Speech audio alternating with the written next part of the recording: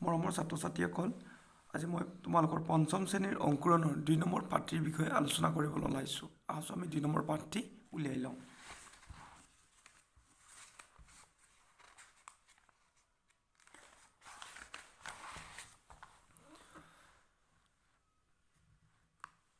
দুই নম্বৰ পাঠটিত আমাৰ কি আছে? পাঠ নম্বৰ ২, পক্ষী আৰু মানুহ।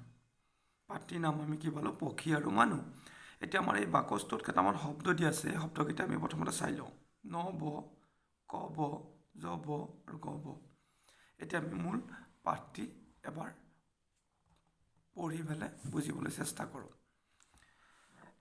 এখন দেশত সৰ্বধনু নামৰ এজন ৰজা আছিল। তেওঁ আছিল চিকাৰ প্ৰিয়। চৰাইৰ মঙহ নহ'লে তেওঁ ভাতকে নাখাইছিল। তেওঁ সদায় ধনু কাঁড়েৰে কপৌ, শালিকা, বগলী আদি চৰাই বধ কৰিছিল।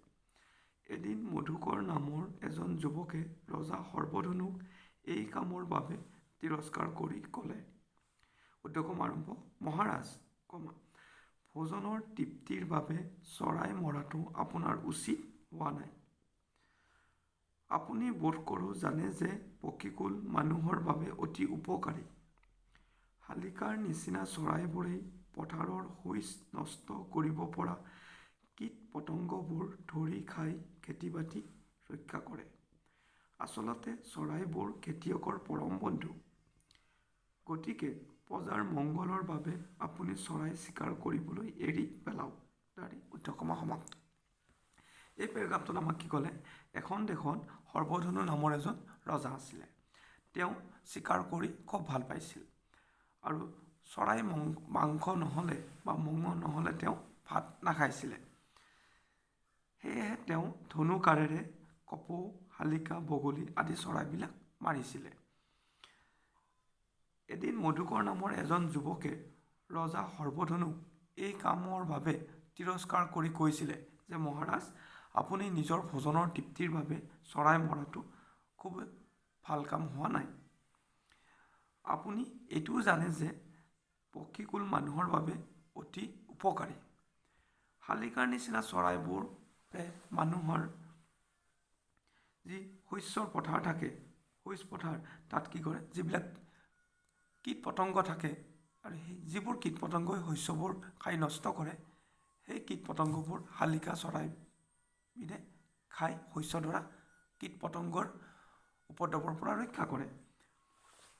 গতিকে চৰাইবোৰ যিহেতু খেতিয়কৰ পৰম বন্ধু, গতিকে আপুনি প্ৰজাৰ মংগলৰ বাবে চৰাই চিকাৰ কৰিবলৈ এৰি পেলাওক।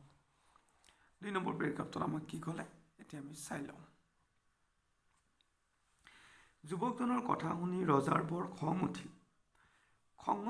খঙৰ ভমকত তেওঁ যুৱকজনক কোনোমতেইহে নমৰাকৈ থাকিল। ৰজাই কিন্তু চৰাই চিৰিকটি মাৰিবলৈ নেৰিলে। ফলত ৰাজ্যত পক্ষী নিধন কাৰ্য অব্যাহত থাকিল। সেইকাৰণে চৰাইবোৰেও ভয় খাই সেই ঠাই এৰি আন দেশলৈ গুচি গ'ল। দেশত চৰাই চিৰিকটি সঁচ পাবলৈকে নোহোৱা হ'ল। এইটো পেৰেগ্ৰাফত আমাক কি ক'লে? যে যেতিয়া মধুকৰ নামৰ যুৱকজনে ৰজা সৰ্বধনুক তেনেকৈ ক'লে, তেতিয়া ৰজাৰ কি উঠিল? বৰ খং উঠিলে। খঙৰ ভমকত ৰজাই যুৱকজনক কোনোমতেহে নমৰাকৈ থাকিলে। ৰজাই কিন্তু চৰাই চিৰিকটি মাৰিয়েই গৈ থাকিল। ফলত ৰাজ্যত পক্ষী নিধন কাৰ্য ৰজাই অব্যাহত ৰাখিলে। আৰু সেইকাৰণে চৰাইবোৰে মৃত্যুৰ ভয়ত মৃত্যুৰ পৰা হাত সাৰিবলৈ ওচৰৰ আন দেশলৈ গুচি গ'ল। আৰু তেতিয়া কি হ'ল? দেশত চৰাই চিৰিকটিৰ সঁচ পাবলৈকে নোহোৱা হৈ গ'ল, যিহেতু চৰাই চিৰিকটিবোৰ কি হ'ল? ওচৰৰ আন ৰাজ্যলৈ গুচি গ'ল। এতিয়া নেক্সট পেৰেগ্ৰাফত আমাক কি কৈছে আমি চাই লওঁ।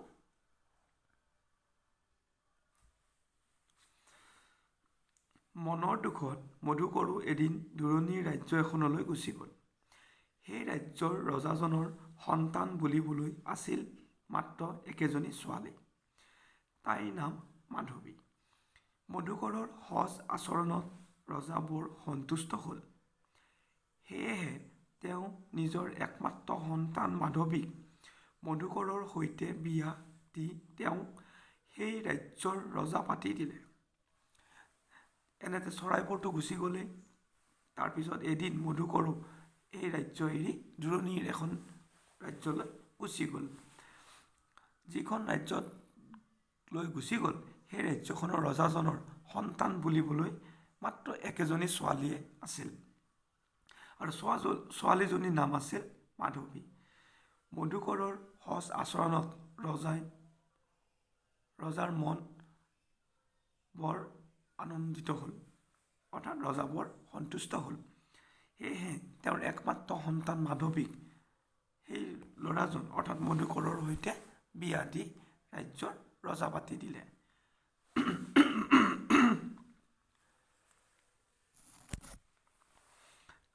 নেক্সট পেৰেগ্ৰাফটোত আমাক কি কৈছে আমি চাই লওঁচোন। ইফালে সৰ্বধনু ৰাজ্যত চৰাইবোৰ নোহোৱা হলত কীট পতংগৰ সংখ্যা বাঢ়িবলৈ ধৰিলে, আৰু সেইবোৰে পথাৰৰ শস্য খাই শেষ কৰিলে। গছ গছনি, পাত লতা আদি সকলো শুকাই গ'ল। বৰষুণো নোহোৱা হ'ল। দেশত দুৰ্ভিক্ষই দেখা দিলে। ৰজা প্ৰজা সকলোৱে খাদ্যৰ অভাৱত পৰি ভিক্ষা কৰিবলৈ বাধ্য হ'ল। ইফালে কি হ'ল, সৰ্বধনু ৰাজ্যত যেতিয়া চৰাইবোৰ নোহোৱা হ'ল তেতিয়া কীট পতংগৰ সংখ্যাবোৰ বাঢ়ি গ'ল, আৰু কীট পতংগৰ সংখ্যা বাঢ়ি যোৱাত শস্যবোৰ খাই শেষ কৰিলে। গছ গছনি পাতবিলাক খালে, গছ গছনিবোৰ কমি গ'ল, পাতবিলাক খাই শেষ কৰিলে, লতাবিলাক খাই শেষ কৰিলে, আৰু তাৰ ফলত কি হ'ল, বৰষুণ নোহোৱা হ'ল। বৰষুণ নোহোৱা হলত কি হ'ল, সকলো জেগাবোৰ শুকাই গ'ল। ফলত কি হ'ল, দেশত দুৰ্ভিক্ষই দেখা দিলে। দুৰ্ভিক্ষ হোৱাৰ লগে লগে কি হ'ল, ৰজা প্ৰজা সকলোৱে খাদ্যৰ অভাৱত ভুগিবলগীয়া হ'ল, আৰু ফলত সকলোৱে ওচৰ পাজৰৰ ৰাজ্যবিলাকলৈ কি হ'ল, ভিক্ষা খুজি খাব লগা হ'ল। ইমান বেয়া লগা অৱস্থা হ'লগৈ। নেক্সট পেৰেগ্ৰাফটোত আমাক কি কৈছে, ৰজা সৰ্বধনুৱে ভিক্ষা খুজি খুজি এদিন মধুকৰৰ ৰাজ্যত উপস্থিত হ'ল।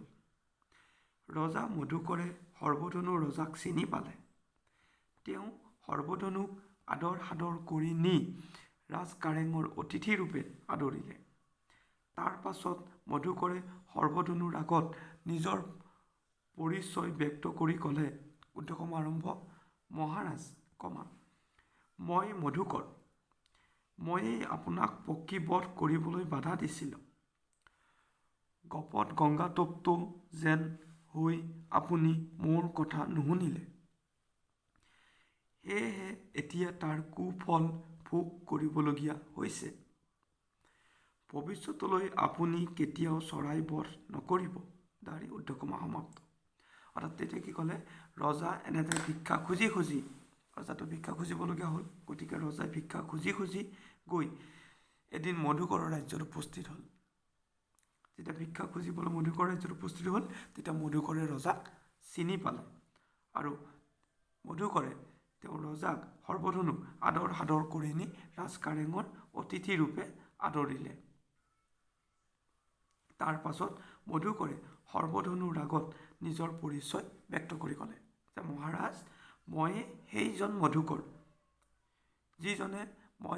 যিজনে আপোনাক পক্ষীবধ কৰিবলৈ বাধা দিছিলোঁ। আপুনি গপত গংগাতপ্ত যেন হৈ মোৰ কথা নুশুনিলে।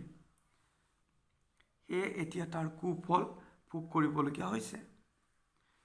ভৱিষ্যতলৈ আপুনি তেনেকৈ চৰাই আৰু বধ নকৰিব। এই বুলি তেওঁ নিজৰ ৰাজ্যৰ পৰা ৰজাক চৰাই এজাক দি ক'লে, এই চৰাইজাক আপুনি লৈ যাওক। ইহঁতক আপুনি নিজৰ সন্তানৰ দৰে লালন পালন কৰিব। দাৰি উদ্ধকমা সমাপ্ত। এই বুলি মধুকৰে চৰাই এজাক সজাত ভৰাই সৰ্বধনু ৰজাক উপহাৰ দিলে। সৰ্বধনুৱেও মধুকৰৰ কথামতে চৰাইজাকক নিজ ৰাজ্যলৈ নি মুকলি আকাশত মেলি দিলেগৈ। তাৰপিছত কি হ'লগৈ যে, ৰজাক কোৱাৰ পিছত মধুকৰে নিজৰ ৰাজ্যৰ পৰা ৰজাৰ হাতত চৰাই এজাক তুলি দিলে বা দি দিলে, ডিউটি ক'লে যে এই চৰাইজাক আপুনি লৈ যাওক, যাই নিজৰ সন্তানৰ দৰে লালন পালন কৰিব। আৰু এই বুলি মধুকৰে ৰজাক এজাক চৰাই দি পঠিয়ালে। আৰু সৰ্বধনুৱেও মধুকৰৰ কথা মতে চৰাইজাক আনি নিজ ৰাজ্যত মুকলি কৰি দিলে আৰু সিহঁতক সন্তানৰ দৰে মৰম কৰিলে। এইখিনি আছিল আমাৰ পক্ষী আৰু মানুহ পাত্ৰীৰ মূল কথা। এতিয়া তোমালোকে কি কৰিবা যে পাত্ৰী ভালকৈ পঢ়ি ল'বা, পঢ়িলে বুজিবলৈ চেষ্টা কৰিবা। তাৰপিছত আমি নেক্সট ভিডিঅ'টোত কি কৰিম যে তাৰ পাত্ৰীৰ লগত সংগতি থকা যিখিনি প্ৰশ্ন আছে, প্ৰশ্নখিনিৰ উত্তৰখিনি আমি আলোচনা কৰিবলৈ চেষ্টা কৰিম। আজিলৈ এৰিছোঁ।